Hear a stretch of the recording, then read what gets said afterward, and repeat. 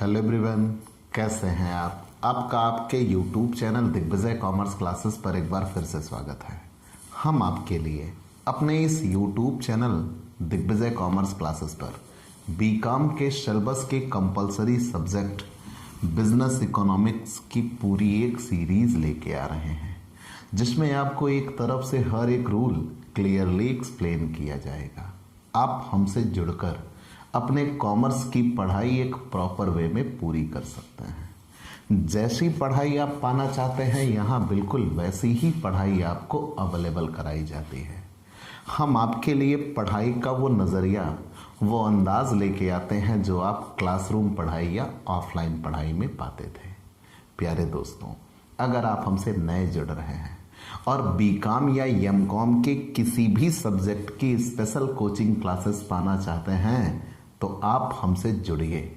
सबसे पहले हमारे इस YouTube channel Digvijay commerce classes को सब्सक्राइब करिए, शेयर करिए, बेल आइकन दबाइए ताकि आपको हमारे लेटेस्ट वीडियोज के अपडेट मिल सके। आप हमसे पेड क्लास भी ले सकते हैं। पेड क्लास पाने के लिए आप हमारे व्हाट्सएप नंबर पर व्हाट्सएप करिए, मैसेज करिए, आपको पेड क्लास की पूरी जानकारी दे दी जाएगी, जिसमें आप बहुत थोड़े से शुल्क का भुगतान करके हमसे एक रेगुलर क्लास पाते हैं। पीडीएफ मिलेगा, डाउट सेशन रखा जाएगा, क्वेश्चन पेपर सॉल्व कराए जाएंगे। तो ये सब कुछ पाने के लिए आप हमसे पेड क्लास ले सकते हैं। प्यारे दोस्तों, हमारा आज का टॉपिक है बिजनेस इकोनॉमिक्स का सबसे इम्पोर्टेंट लेसन, मार्केट। और मार्केट में सबसे इम्पोर्टेंट भाग के तौर पर जिससे एग्जाम में क्वेश्चन आना डेफिनेट होता है, निश्चित होता है, अपूर्ण प्रतियोगिता, या जिसे एकाधिकृत प्रतियोगिता भी कहा जाता है। अपूर्ण व एकाधिकृत प्रतियोगिता। चलिए, हमने ये कहा कि ये मार्केट के अंतर्गत आता है, बाजार। अगर मैं इकोनॉमिक्स को बांटूं परीक्षा की दृष्टि से, कई टुकड़ों में बांटूं, तो करीब 20% हिस्सा बाजार से बनता है।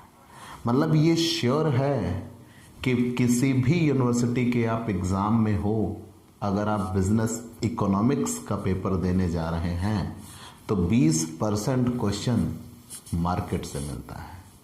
और मार्केट में परफेक्ट कंपटीशन और इम्परफेक्ट कंपटीशन इन दोनों से मिलता है। तो परफेक्ट कंपटीशन हम आपके लिए क्लियरली एक्सप्लेन कर चुके हैं, मोनोपोली भी हम आपको बता चुके हैं। आज परफेक्ट कंपटीशन, मोनोपोली, इन दोनों को पूरा जान लेने के बाद आपके लिए इम्परफेक्ट एंड मोनोपोलिस्टिक कंपटीशन की बारी है। तो चलिए दोस्तों, हम इसके कुछ छुए अनछुए पहलुओं को आपके लिए लेके आते हैं। और चूंकि हमारे लिए प्रेफर है डॉक्टर राम मनोहर लोहिया अवध विश्वविद्यालय, तो डॉक्टर राम मनोहर लोहिया अवध विश्वविद्यालय के लिए इसमें जितने भी ऑब्जेक्टिव बिंदु बनते हैं, हम उन पे ज़रूर से ज़रूर फोकस करेंगे। तो उसी मद्देनज़र क्लास शुरू करते हैं। तो पहली चीज़ तो ये कि अपूर्ण प्रतियोगिता आखिर होती क्या है। पूर्ण प्रतियोगिता तो वह स्थिति होती है जिसमें क्रेता और विक्रेता अत्यधिक संख्या में हो, उन्हें बाजार की स्थिति का पूर्ण ज्ञान हो, फर्मों के प्रवेश या छोड़ने की स्वतंत्रता हो, पूरे बाजार में कीमतें एक समान हो और पूरे बाजार में वस्तुएं भी समरूप हो, यातायात लागत का अभाव हो, विक्रय लागत का अभाव हो, और क्षैतिज वक्र जो होता है वो हमेशा एक्स अक्ष के समानांतर होता है। ये सारी विशेषताएं पूर्ण प्रतियोगिता की होती हैं। और एकाधिकार किसे कहते हैं? एकाधिकार में आपने ये जाना कि जो वस्तु आप दे रहे हो वो सिर्फ आप दे रहे हो, कोई दूसरा उस तरीके की वस्तु नहीं दे रहा, और उससे मिलती जुलती वस्तु भी बाजार में किसी और के पास अवेलेबल नहीं है, कोई उसका सब्स्टिट्यूट नहीं है। मतलब जो वस्तु आप दे रहे हो वो सिर्फ आप ही दे सकते हो, कोई और उसे दे नहीं सकता, और उससे मिलती जुलती वस्तु भी किसी और के पास अवेलेबल नहीं है। तो प्रायः हम ये देखते हैं कि ना तो पूर्ण प्रतियोगिता ही पाई जाएगी, क्योंकि ये काल्पनिक है, सिर्फ अर्थशास्त्रियों के दिमाग की उपज मात्र है, बाकी ये हकीकत में देखी नहीं जाती। और दूसरा, ना तो हम कहीं पूरी तरह से पूर्ण एकाधिकार ही देखते हैं, तो प्रायः व्यवहार में हमें इन दोनों के बीच की स्थिति मिलती है। और जो इन दोनों के बीच की स्थिति मिलती है उसे ही मध्यम बाजार की स्थिति कहा जाता है। अर्थात अपूर्ण प्रतियोगिता बाजार की वह स्थिति है जो पूर्ण प्रतियोगिता और पूर्ण एकाधिकार दोनों ही चरम स्थितियों के मध्य में रहती है। मतलब ना तो ये पूर्ण प्रतियोगिता होगी और ना ही ये पूरी तरह से एकाधिकार। इन दोनों के मध्य में जो प्रतियोगिता पाई जाती है उसे ही अपूर्ण प्रतियोगिता कहता है। आखिर ये नाम किसने दिया? श्रीमती जॉन रॉबिन्सन ने ही इसे नाम अपूर्ण प्रतियोगिता दिया है। ये एक ऑब्जेक्टिव क्वेश्चन। तो अपूर्ण प्रतियोगिता नाम किसने दिया? श्रीमती जॉन रॉबिन्सन ने। और चैम्बरलिन ने इसे एकाधिकृत प्रतियोगिता के नाम से बुलाया है। चैम्बरलिन ने इसे किस नाम से बुलाया? एकाधिकृत प्रतियोगिता नाम से बुलाया। वस्तुतः हम ये देखते हैं कि अपूर्ण प्रतियोगिता व एकाधिकृत प्रतियोगिता में मूलभूत अंतर होता है, लेकिन अगर सामान्य निगाहों से देखें या ढीले स्वरूप में देखा जाए तो दोनों में प्रायः कोई अंतर नहीं होता। इतना इंट्रोडक्शन आपने जान लिया कि अपूर्ण प्रतियोगिता किसे कहते हैं। तो मैंने आपको ये बताया, वस्तुतः हम देखते हैं कि बाजार में ना तो पूरी तरह से पूर्ण प्रतियोगिता पाई जाती है और ना ही पूर्ण एकाधिकार की स्थिति बनती है। और इन दोनों के बीच की जो स्थिति पाई जाएगी उसे ही अपूर्ण प्रतियोगिता या एकाधिकृत प्रतियोगिता नाम दिया गया। श्रीमती जॉन रॉबिन्सन ने इसे अपूर्ण प्रतियोगिता कहा, तो वहीं चैम्बरलिन ने इसे एकाधिकृत प्रतियोगिता नाम से बुलाया है। चलिए, हमने ये जान लिया। कभी कभी इसे आगे चलकर समूह संतुलन भी कहा जाता है। अपूर्ण प्रतियोगिता का सामान्य अर्थ क्या होता है? अपूर्ण प्रतियोगिता का अर्थ होता है प्रतियोगिता का सीमांत होना। अर्थात ना तो प्रतियोगिता का पूरी तरह से पाया जाना और ना ही प्रतियोगिता का पूरी तरह से अभाव होना। दूसरे शब्दों में, जब पूर्ण प्रतियोगिता की विभिन्न दशाओं में से किसी एक दशा का अभाव होता है तब अपूर्ण प्रतियोगिता जन्म लेती है। अर्थात हम ये कह सकते हैं कि जब प्रतियोगिता पूर्ण नहीं होती तब प्रतियोगिता अपूर्ण होती है। तो अपूर्ण प्रतियोगिता के कारण क्या है? What is the causes of imperfect competition? अपूर्ण प्रतियोगिता के कारण अल्प संख्या में क्रेता व विक्रेता का होना। पूर्ण प्रतियोगिता में हमने ये देखा था कि क्रेता व विक्रेता की अत्यधिक संख्या थी। क्रेता व विक्रेता अत्यधिक संख्या में मौजूद थे, लेकिन अपूर्ण प्रतियोगिता में हम देखते हैं कि क्रेता व विक्रेता सीमित संख्या में होते हैं, थोड़ी मात्रा में होते हैं, लेकिन वो इतने भी थोड़े नहीं होते कि पूरे बाजार को वो एक अकेला ही प्रभावित कर दे। अपूर्ण प्रतियोगिता क्रेताओं तथा विक्रेताओं की कम संख्या होने के कारण बनती है, क्योंकि यहाँ व्यक्तिगत क्रेता या विक्रेता स्वयं वस्तु की कीमत को प्रभावित कर देते हैं, लेकिन फिर भी एकाधिकार से द्वयाधिकार से ज़्यादा होते हैं। चलिए, हमने बता लिया। क्रेताओं और विक्रेताओं में अज्ञानता। कभी कभी क्रेता और विक्रेता में अज्ञानता होती है और अपूर्ण प्रतियोगिता की स्थिति क्रेताओं तथा विक्रेताओं की अज्ञानता के कारण भी बन जाती है। और यदि क्रेताओं और विक्रेताओं की संख्या अधिक है परंतु उन्हें बाजार की स्थिति का पूर्ण ज्ञान नहीं है तो बाजार में एक वस्तु की विभिन्न कीमतें वो देने को तैयार हो जाते हैं, और वो भी अपूर्ण प्रतियोगिता की स्थिति होती है। हम कारण बता रहे हैं, अपूर्ण प्रतियोगिता किन परिस्थितियों में जन्म लेती है, मतलब अपूर्ण प्रतियोगिता के कारण क्या है। तो हमने सबसे पहला कारण ये बताया कि क्रेता व विक्रेता का अल्प संख्या में होना। हमने दूसरा कारण आपको ये बताया, क्रेताओं और विक्रेताओं में अज्ञानता पाई जाती है। जब क्रेता और विक्रेता में अज्ञानता होती है तो प्रायः उस अज्ञानता की वजह से भी वो किसी वस्तु का कम या अधिक मूल्य देने को तैयार हो जाते हैं, और उसकी वजह से भी अपूर्ण प्रतियोगिता बन जाती है। और तीसरा, वस्तु विभेद। प्रायः हम ये देखते हैं सामान दो प्रकार के होते हैं, एक मानव निर्मित वस्तु, एक मशीन निर्मित वस्तु। और पूर्ण प्रतियोगिता ये विचार लेके आई थी कि इस वस्तु विभेद होना ही नहीं चाहिए। तो हम ये देखते हैं कि दो वस्तुएं तो कभी भी एक जैसी तो हो ही नहीं सकती। अगर वो मानव निर्मित वस्तुएं हैं तो उनमें कहीं ना कहीं कोई ना कोई अंतर जरूर पाया जाता होगा, तो वस्तु विभेद होता है। और यहाँ यातायात व्यय भी वसूले जाते हैं। अगर कोई एक व्यक्ति यहाँ पे अपना सामान रह के बेच रहा है और वही व्यक्ति अपने सामान को ले जाकर मुंबई में बेचना चाहे, तो जाहिर सी बात है यहाँ से वहाँ तक पहुँचने का खर्च वो जरूर जोड़ेगा। यातायात व्यय जोड़कर ही वो अपनी लागतें तय करेगा। यहाँ ऊंचे यातायात व्यय जोड़े जाते हैं और पूर्ण प्रतियोगिता में यातायात व्यय नहीं जोड़े जाते, विक्रय लागतें नहीं जोड़ी जाती। चलिए, क्रेताओं का आलस्य। यहाँ ये भी संभव है कि एक विक्रेता या क्रेता की बात की जाती है, वो एक स्थान छोड़कर दूसरे स्थान को जाने की सोच लेके आते ही नहीं है।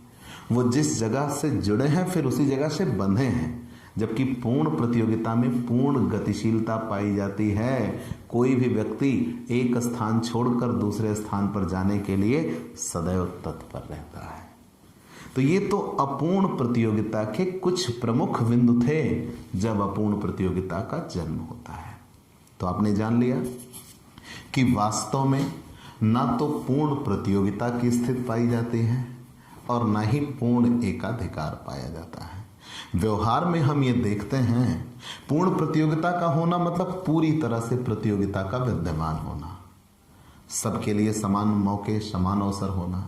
और पूर्ण एकाधिकार का मतलब होता है प्रतियोगिता की पूरी तरह से समाप्ति। जो कुछ भी है सारी शक्ति केवल एक हाथ में सिमट कर रह जाएगी। तो अपूर्ण प्रतियोगिता प्रायः इन दोनों के बीच की स्थिति होती है।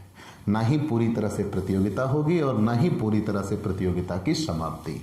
श्रीमती जॉन रॉबिन्सन ने इस बीच की स्थिति या मध्यम स्थिति को ही अपूर्ण प्रतियोगिता नाम दिया और चैम्बरलेन ने एकाधिकृत प्रतियोगिता। चलिए, हमने ये बता दिया कि अपूर्ण प्रतियोगिताओं के कारण क्या हैं। क्रेता और विक्रेता का सीमित संख्या में होना, क्रेताओं और विक्रेताओं में अज्ञानता, वस्तु विभेद, यातायात व्यय का जोड़ा जाना और क्रेताओं का आलस्य भी अपूर्ण प्रतियोगिता का कारण बनता है। अपूर्ण प्रतियोगिता की विशेषताओं में, तो जब बाजार पूर्ण प्रतियोगिता नहीं पाई जाती, पूर्ण प्रतियोगिता की सभी विशेषताओं में से कुछ विशेषताओं का अभाव होता है, तो प्रतियोगिता अपूर्ण हो जाती है। ठीक, चलिए हमने जान लिया। पूर्ण प्रतियोगिता में था क्या? क्रेता और विक्रेता का सीमित संख्या में होना। तो जब क्रेता और विक्रेता सीमित संख्या में ना हो, क्रेता और विक्रेता का अत्यधिक संख्या में होना, ये पूर्ण प्रतियोगिता की विशेषता थी। तो जब क्रेता और विक्रेता अत्यधिक संख्या में नहीं होंगे तब अपूर्ण प्रतियोगिता होगी। फर्मों के प्रवेश व छोड़ने पर, फर्मों के प्रवेश व छोड़ने की स्वतंत्रता, ये पूर्ण प्रतियोगिता की विशेषता थी। और यहाँ क्या होगा? फर्मों के प्रवेश व छोड़ने पर रोक रहती है। तीसरा, पूरे बाजार में कीमतों का एक समान होना, ये पूर्ण प्रतियोगिता की सबसे बड़ी विशेषता थी। और अपूर्ण प्रतियोगिता में ऐसा कभी नहीं होगा, पूरे बाजार में कीमतें एक समान होंगी। तीसरी बात, पूरे बाजार में वस्तुएं एक जैसी होना, लेकिन अपूर्ण प्रतियोगिता में हम कभी भी नहीं देखते कि पूरे बाजार में वस्तुएं एक जैसी होती हैं। यहाँ यातायात लागतों का जोड़ा जाना है अपूर्ण प्रतियोगिता में, जबकि पूर्ण प्रतियोगिता में यातायात पे नहीं जोड़े जाते। विक्रय लागतें भी पूर्ण प्रतियोगिता में नहीं जोड़ी जाती, जबकि अपूर्ण प्रतियोगिता में जोड़ी जाती है। तो आपने ये सारे बिंदु जान लिए। पूर्ण प्रतियोगिता, मैंने आपको इस वीडियो की शुरुआत में ही बताया कि किन परिस्थितियों में पूर्ण प्रतियोगिता पाई जाती है, कि क्रेता और विक्रेता अत्यधिक संख्या में हो, फर्मों के प्रवेश व छोड़ने की स्वतंत्रता हो, बाजार का पूर्ण ज्ञान हो, पूरे बाजार में वस्तुएं एक जैसी हों और पूरे बाजार में कीमतें भी एक समान हो, यातायात लागत जोड़ी जाए, विक्रय लागत जोड़ी जाए, पूर्ण गतिशीलता पाई जाए और यक्ष अक्ष के समानांतर हो। मतलब पूर्ण प्रतियोगिता तभी पाई जाती है जब मांग की लोच पूर्णतया लोचदार हो। और जब ये सारी परिस्थितियां होती हैं तो हम कह सकते हैं कि ये सारी विशेषताएं किसी एक बाजार में देखने को नहीं मिलती। अतः पूर्ण प्रतियोगिता सिर्फ और सिर्फ अर्थशास्त्रियों के दिमाग की एक कल्पना मात्र है, एक उपज मात्र है। वास्तव में पूर्ण प्रतियोगिता जैसी स्थिति बाजार में बनती ही नहीं है। तो प्रायः क्या पाया जाता है? अपूर्ण प्रतियोगिता। अब हम आते हैं अपूर्ण प्रतियोगिता के प्रकार। अपूर्ण प्रतियोगिता के 3 प्रकार हैं। पहला, एकाधिकृत या एकाधिकारात्मक प्रतियोगिता। दूसरा, अल्पाधिकार। और तीसरा, द्वयाधिकार। तो अल्पाधिकार और द्वयाधिकार ये दोनों हम आपके लिए पहले ही क्लियर कर चुके हैं। तो आज बारी एकाधिकृत प्रतियोगिता या जिसे दूसरा नाम क्या दिया गया है? एकाधिकारात्मक प्रतियोगिता की। तो प्रायः जब भी आपको अपूर्ण प्रतियोगिता पढ़ने को कहा जाएगा वहां पे एकाधिकृत प्रतियोगिता या एकाधिकारात्मक प्रतियोगिता की ही बात की जाती है। अल्पाधिकार व द्वयाधिकार तो कहीं पीछे छूट जाते हैं। लेकिन अगर आपसे पूछा जाए कि अपूर्ण प्रतियोगिता कितने प्रकार की होती है तो आप कितने प्रकार बताएंगे? 3। अपूर्ण प्रतियोगिता कितने प्रकार की होगी? 3 प्रकार की। एकाधिकृत प्रतियोगिता, जिसे एकाधिकारात्मक भी कहा जाएगा, अल्पाधिकार, द्वयाधिकार। अब सबसे पहले हम बात कर लेते हैं एकाधिकृत प्रतियोगिता या एकाधिकारात्मक प्रतियोगिता क्या होती है। जानिएगा, बहुत बेहतर उदाहरण है, अच्छे उदाहरण हैं। जैसे अभी गर्मियों के दिन आए हैं ना, तो बाजार में इस समय कोल्ड ड्रिंक की बहुत डिमांड बढ़ने वाली है या बढ़ चुकी है? बढ़ने ही वाली है, अभी उतनी नहीं बढ़ी है लेकिन बढ़ रही है। कोई ड्यू, कोई स्प्राइट, कोई कोक में जाता है, Pepsi, Coca Cola, Thums Up, कोई भी आप कह लीजिए, या कोई स्लाइस, माजा, फांटा या एप्पी फिज, इन ब्रांड्स पे जाते हैं। बेसिकली हम ये देखते हैं कि जब कोई व्यक्ति ऐसा सामान दे रहा हो कि जो सामान वो दे रहा है उसका तो वो एकाधिकार रखता है, मतलब वैसा सामान बाजार में सिर्फ वही दे रहा है। लेकिन ऐसा भी नहीं है कि बाजार में उससे मिलती जुलती वस्तु नहीं है, उससे मिलती जुलती वस्तु बाजार में पाई जाती है। तो जब ये स्थिति हो कि जैसा सामान आप दे रहे हो वो तो आप अकेले ही दे रहे हो, लेकिन मतलब आप अपनी वस्तु का एकाधिकार रखते हैं, लेकिन बाजार में आप एकाधिकारी नहीं हैं, बाजार में उससे मिलती जुलती वस्तु पाई जा रही है। तो जब बाजार में उस वस्तु का सब्स्टिट्यूट अवेलेबल, ऐसा नहीं है कि उसका पूरी तरह से 100% सब्स्टिट्यूट हो, लेकिन फिर भी उन विशेषताओं को समेटे हुए चीजें आपको मिल जाएंगी। तो जब उन विशेषताओं को समेटे हुए चीजें आपको मिल जाएंगी तो मतलब बाजार में उनका सब्स्टिट्यूट होगा। तो आप अपने सामान पर तो एकाधिकार रखते हो कि वैसा सामान सिर्फ आप दे रहे हो, लेकिन बाजार में आप एकाधिकार नहीं रखते। बाजार में अन्य जो हैं उनसे आपको प्रतियोगिता करनी होती है, लेकिन वो सीमित मात्रा में ही होते हैं। उसे एकाधिकारात्मक प्रतियोगिता कहते हैं या एकाधिकृत प्रतियोगिता कहते हैं। जैसे मैंने Coca Cola, Pepsi, Thums Up इनकी बात की, तो ये जो सामान लेके आते हैं अपने सामान का, ये उदाहरण तो अपने सामान का तो ये एकाधिकार रखते हैं, लेकिन बाजार में एक दूसरे से इन्हें प्रतियोगिता करनी पड़ती है। अगर किसी व्यक्ति को कोल्ड ड्रिंक पीनी है, वहाँ पे ड्यू अवेलेबल नहीं है तो स्प्राइट लेके जाएगा। ठीक, ये सब्स्टिट्यूट है, लेकिन 100% सब्स्टिट्यूट नहीं है। चलिए, ऐसे ही आप किसी भी चीज़ का उदाहरण दे सकते हैं, शैम्पू का उदाहरण दे सकते हैं, साबुन का उदाहरण, बिस्किट का, हर एक चीज़ का। तो हम ये कह सकते हैं कि हमारे भारत देश में सही मायने में ना तो पूर्ण एकाधिकार पाया जाता है और ना ही पूर्ण प्रतियोगिता। तो यहाँ सही मायनों में एकाधिकृत या एकाधिकारात्मक प्रतियोगिता ही पाई जाती है।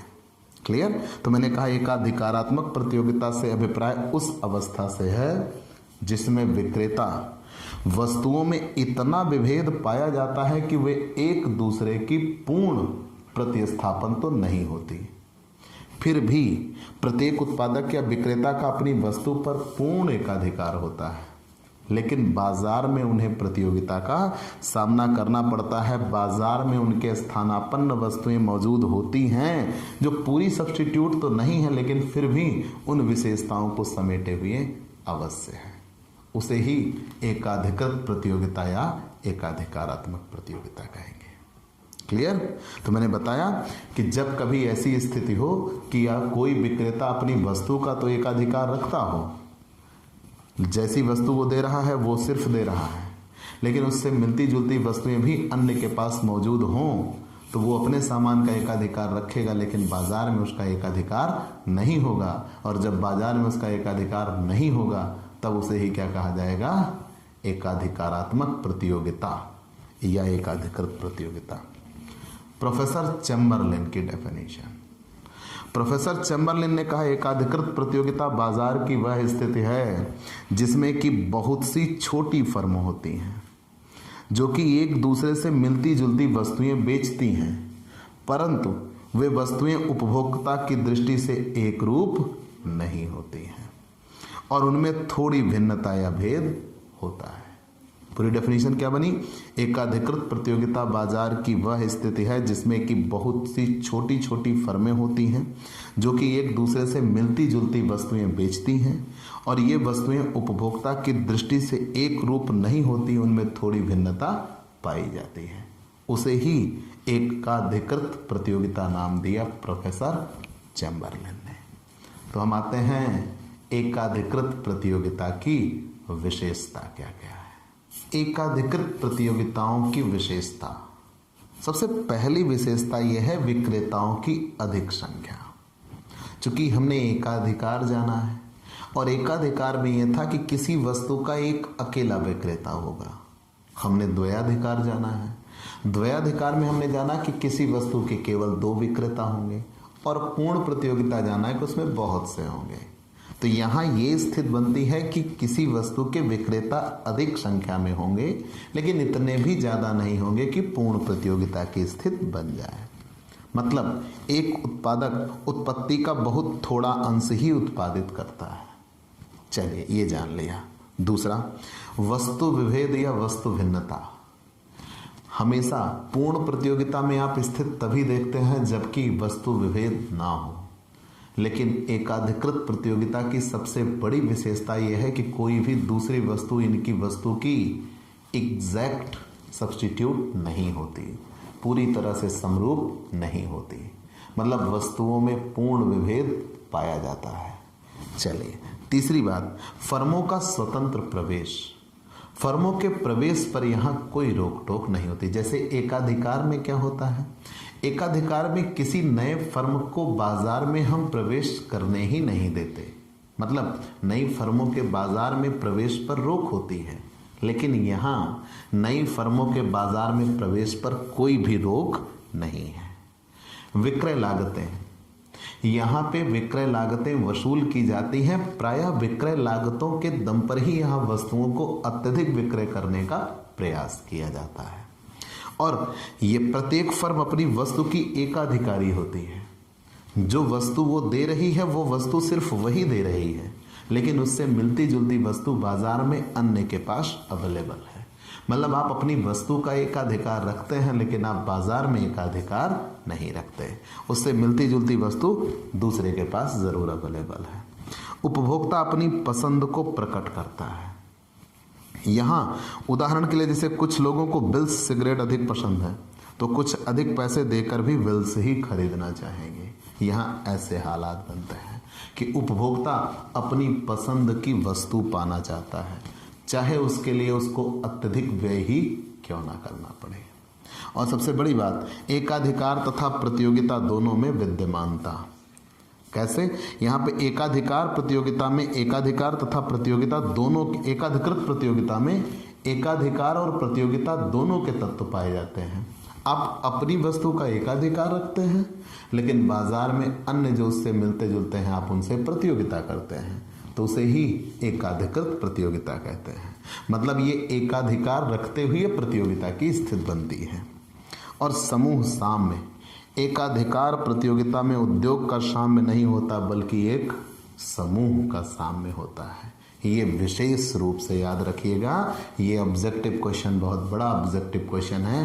एकाधिकार में किसका साम्य हो, एकाधिकृत प्रतियोगिता में किसका साम्य होता है?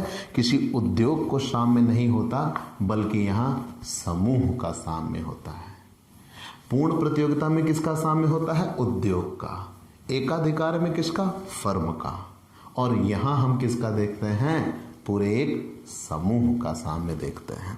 चलिए, और यहाँ किसी भी प्रकार से कोई प्रतिबंध नहीं होता, सरकार की ओर से या किसी संस्था की ओर से किसी भी प्रकार का क्रय विक्रय के संदर्भ में कोई प्रतिबंध नहीं होता। अब हम बात कर लेते हैं एकाधिकृत प्रतियोगिता में कीमत निर्धारण की। याद रखिएगा, यहां मैं उन बिंदुओं को ही उठाने जा रहा हूं। ये बहुत बड़ा मुद्दा है, बहुत बड़ा मुद्दा है। इसके लिए मुझे कई क्लास देनी पड़ सकती है, लेकिन मैं सिर्फ उन बिंदुओं को ही उठाने जा रहा हूं जो ऑब्जेक्टिव नजरिए से आपके लिए जरूरी हो। तो अपूर्ण प्रतियोगिता या एकाधिकारात्मक प्रतियोगिता में फर्म का साम्य, अपूर्ण व एकाधिकृत, अपूर्ण व एकाधिकारात्मक प्रतियोगिता में, अपूर्ण व एकाधिकारात्मक प्रतियोगिता में फर्म का साम्य, अपूर्ण व एकाधिकारात्मक प्रतियोगिता में फर्म का साम्य। ठीक, अपूर्ण व एकाधिकारात्मक प्रतियोगिता में फर्म का साम्य व कीमत निर्धारण जिसे कहते हो। ठीक, इसे ही दूसरा नाम क्या दिया जाता है? कीमत निर्धारण का, कीमत निर्धारण।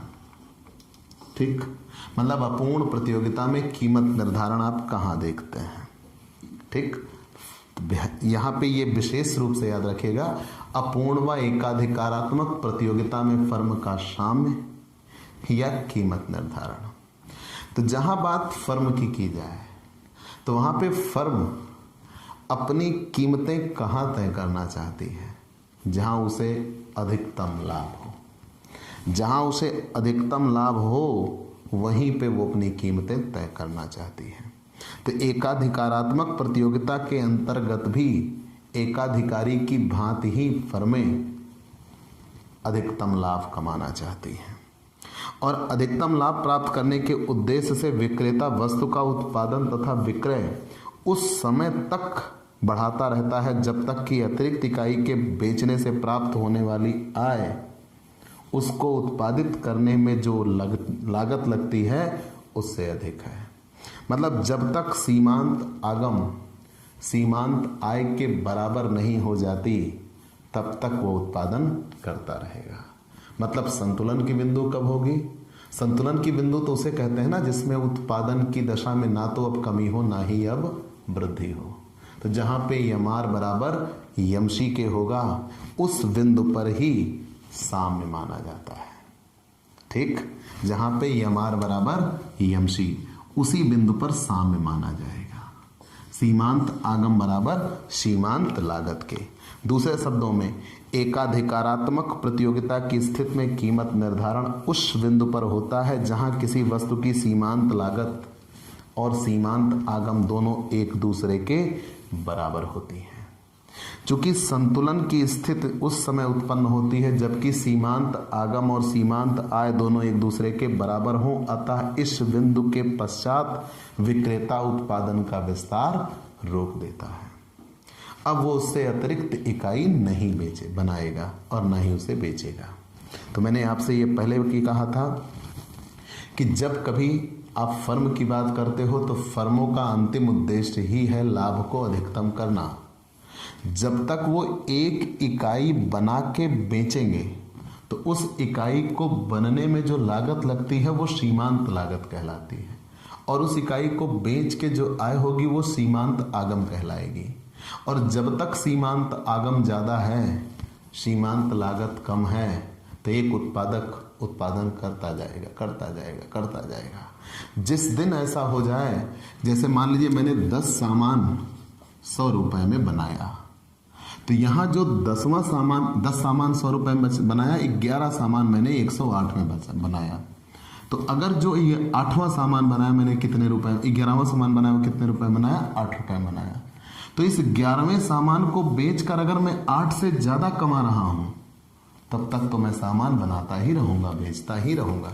जिस दिन ऐसा हो जाएगा कि उस 11वें सामान से मुझे 8 ही मिलेगा, उस दिन ही संतुलन होगा और उस दिन ही मैं अपने उत्पादन को बंद करूँगा। मतलब MR बराबर MC, उस दिन तक उत्पादन चलता रहेगा। तो यहाँ पे संतुलन किस बिंदु पे माना जाता है? जहाँ MR बराबर MC के होता है। चलिए हमने मान लिया, और ज़्यादा हमें इसमें और विशेष रूप से सोचना विचारना नहीं है। अगर और आगे बढ़ाएं तो एकाधिकारात्मक प्रतियोगिता में समयानुसार कीमत, एकाधिकारात्मक प्रतियोगिता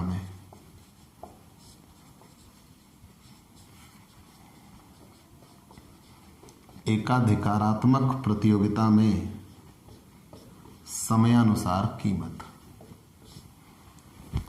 एकाधिकारात्मक प्रतियोगिता में समयानुसार कीमत। ठीक, तो एकाधिकार प्रतियोगिता में समयानुसार कीमत, तो यहाँ पे 2 आ जाते हैं, एक अल्पकालीन बाजार और एक दीर्घकालीन बाजार। अल्पकालीन बाजार, ठीक, और एक होता है दीर्घकालीन बाजार।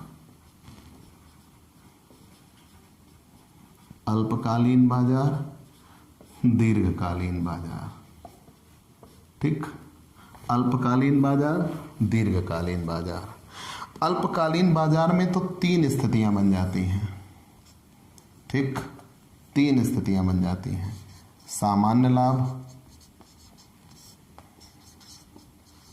ठीक, असामान्य लाभ,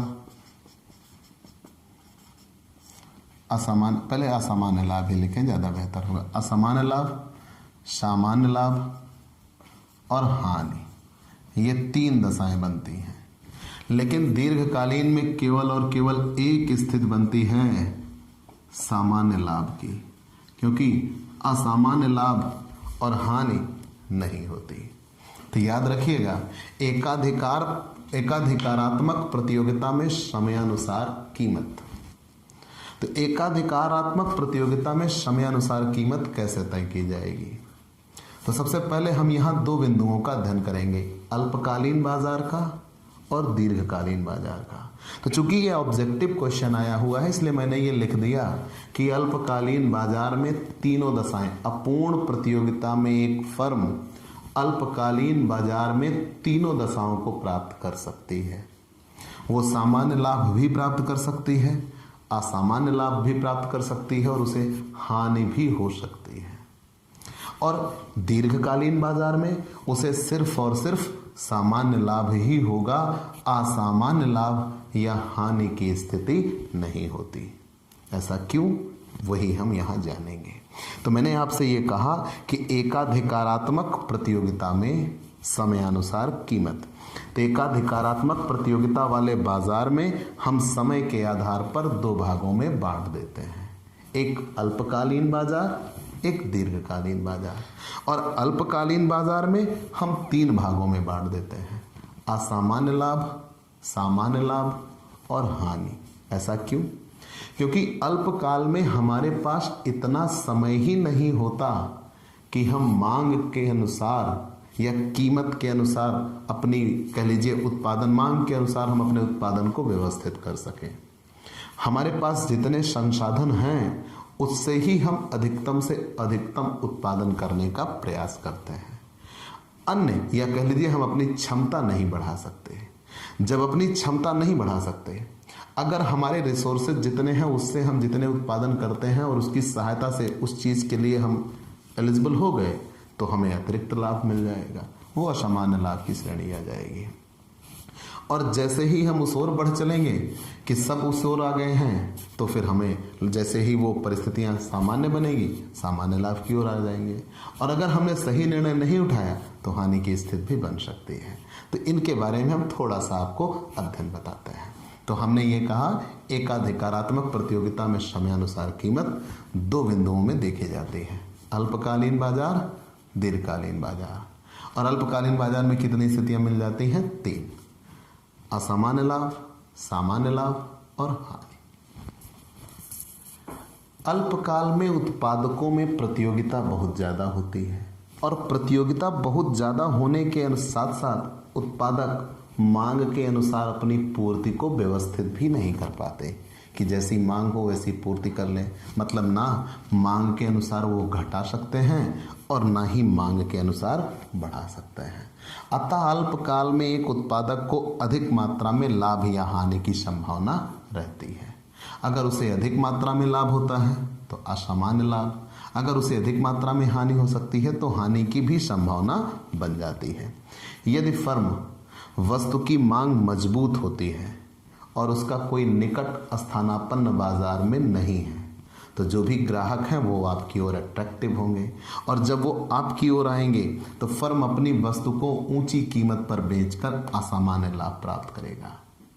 और जब कभी ऐसा हो कि जो सामान आप बना रहे हैं वो सामान कोई और नहीं, मतलब कोई लेना नहीं चाह रहा है, तो उस समय आपकी बिक्री मांग के अनुरूप आप अपनी वस्तुओं को रोक नहीं सकते और जब रोक नहीं सकते तब आपको हानि उठाकर भी उनका विक्रय करना पड़ जाता है। तब उसे ही क्या कहते हैं? हानि कहते हैं। तो हमने यहाँ ये भी बताया कि दूसरी ओर यदि फर्म की वस्तु की मांग कमजोर होती है तो फर्म शून्य लाभ अथवा सामान्य लाभ प्राप्त करेगी। और इससे तीसरी ओर फर्म की वस्तु की मांग अत्यधिक अगर कमजोर हो जाती है तब वह हानि उठाएगी, क्योंकि अल्पकाल में यह संभव हो सकता है कि फर्म अपने उत्पादन का समायोजन मांग के अनुसार ना कर सके। तो यहाँ सबसे बड़ी बात यह कही गई कि अल्पकाल में चूंकि प्रतियोगिता बहुत अधिक होती है और एक उत्पादक अपनी मांग के अनुसार अपनी पूर्ति को समायोजित नहीं कर पाता, उसके पास इतना पर्याप्त समय नहीं होता।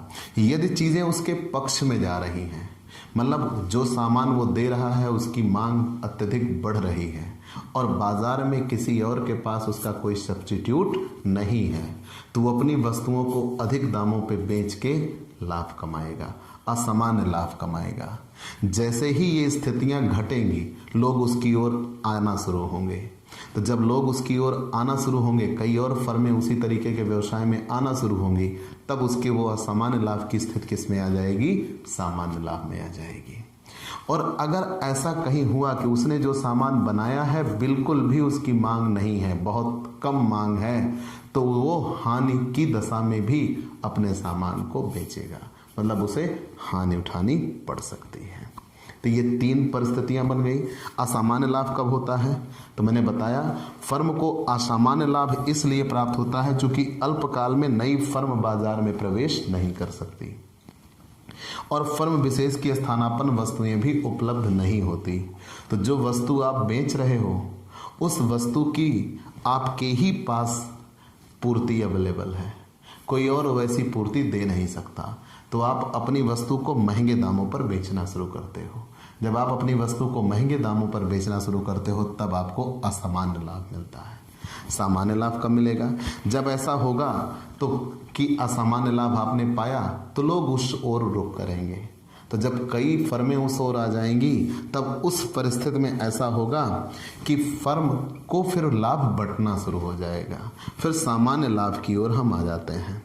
और जब हम सामान्य लाभ की ओर आ गए, अगर कहीं ऐसा हो कि आपने जो उत्पादन किया उसकी मांग नहीं बनी, उस वस्तु की मांग नहीं हुई, तो आपकी वस्तु नहीं बिकेगी या बिल्कुल ही कम बिकेगी। उस परिस्थिति में आपको हानि भी उठानी पड़ सकती है। और याद रखिएगा कि एक उत्पादक स्थिर लागतों की हानि उठाकर अपनी वस्तुओं को बेच देगा, लेकिन जब उसकी परिवर्तनशील लागतें मिलना बंद हो जाती हैं तब वो उत्पादन को बंद कर देता है, मतलब नहीं तो वो उत्पादन को चालू रखता है।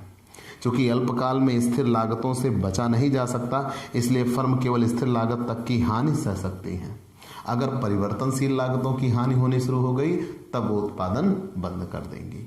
अगर स्थिर लागतों की हानि सह के उत्पादन किया जा रहा है तो उत्पादन को जारी रखेंगे। ठीक, ये तीन परिस्थितियां बनती हैं।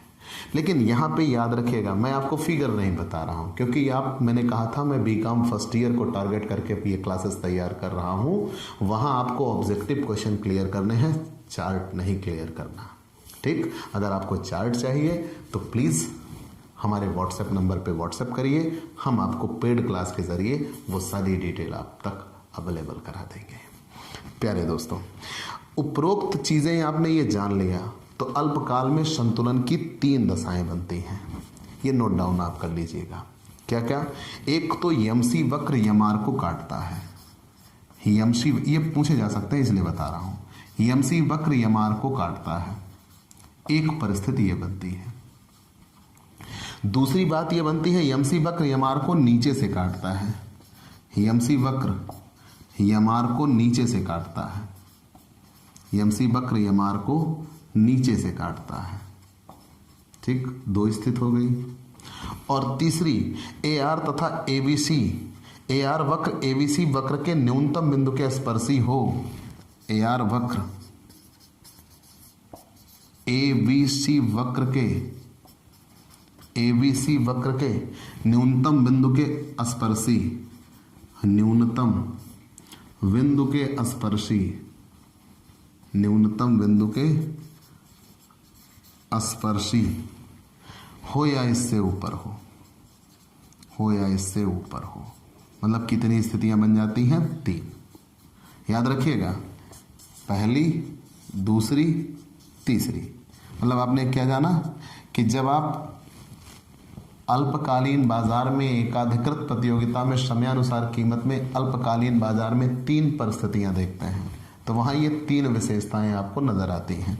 यमसी वक्र यमार को काटता है, यमसी वक्र यमार को नीचे से काटता है, और ए आर वक्र एबीसी वक्र के न्यूनतम बिंदु के स्पर्शी होगा या इससे ऊपर होगा। जब तक औसत आगम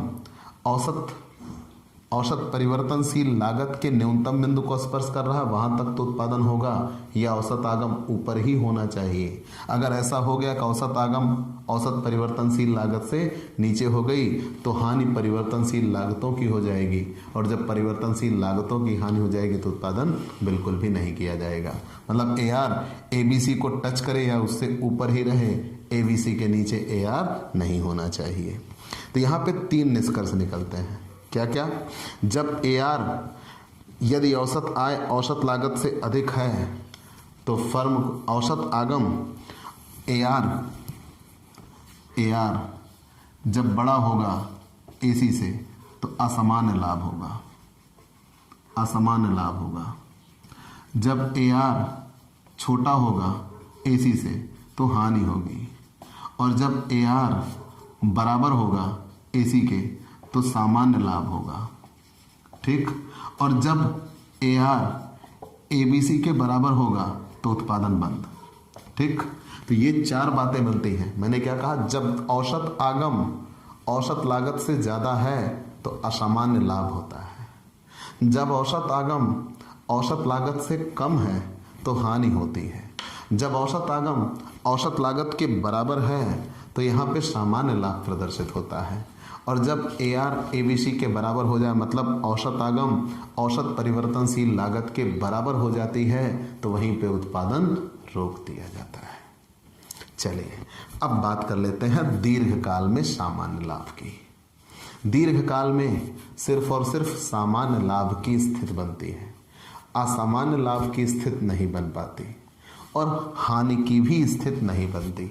ऐसा क्यों?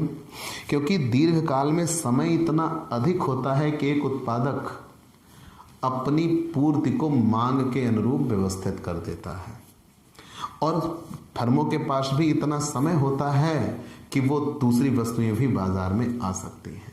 तो अगर आपको अत्यधिक लाभ हो रहा है तो कोई दूसरा भी वैसी वस्तु लेके आ जाएगा और आपके अनुसार व्यवस्थित कर देगा, तो जाहिर सी बात है आपका लाभ बढ़ जाएगा।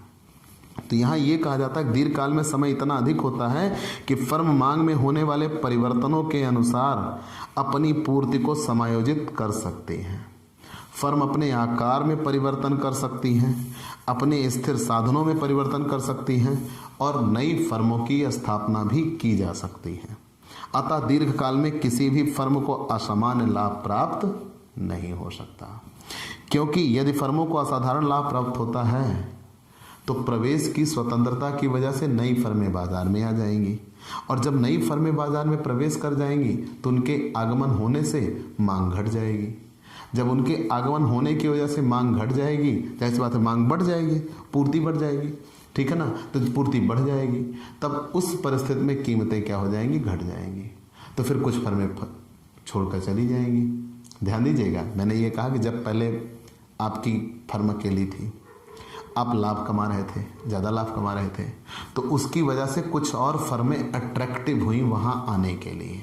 तो जब कुछ और फर्में आती हैं वहाँ पे तो मांग बढ़ी थी, अब इधर फर्में और आ गई तो पूर्ति बढ़ जाएगी, तो जब पूर्ति बढ़ गई तो उधर मांग कम हो जाएगी। तो उस दशा में फर्मों को फिर अपनी कीमतें घटाना होगा और फिर उनको हानि होनी शुरू हो जाएगी। तो कुछ फर्में छोड़कर चली जाती हैं, तो फिर से पूर्ति घट जाएगी, मांग बढ़ जाएगी, तो फिर कीमतें बढ़ जाएंगी, फिर लाभ होना शुरू हो जाएगा। तो यहाँ पे परिस्थितियाँ यही बनती हैं घूम फिर के कि अंत में आपको आके सामान्य लाभ ही प्राप्त होगा, असामान्य लाभ या हानि नहीं हो सकती। तो एक उत्पादक दीर्घकाल में सिर्फ और सिर्फ क्या प्राप्त करता है, सामान्य लाभ प्राप्त करता है, उसे असामान्य लाभ या हानि नहीं होती। यहाँ सीमांत लागत सीमांत आय के बराबर होती है, अर्थात सीमांत लागत वक्र सीमांत आय वक्र को काटता है। याद रखिएगा, ये सब बातें याद रखने की हैं। मैंने क्या कहा, सीमांत लागत सीमांत आय के बराबर होती है, अर्थात सीमांत लागत वक्र सीमांत आय वक्र को काटता है। संतुलन उत्पादन के पश्चात सीमांत लागत सीमांत आय से अधिक हो, अर्थात सीमांत लागत वक्र सीमांत आय वक्र को नीचे से काटे। यह विशेष रूप से याद रखिएगा, सीमांत लागत वक्र सीमांत आय वक्र को नीचे से काटे। और दीर्घकाल में फर्म को केवल सामान्य लाभ प्राप्त होगा, इसलिए औसत आगम और कीमत औसत लागत के बराबर होगी।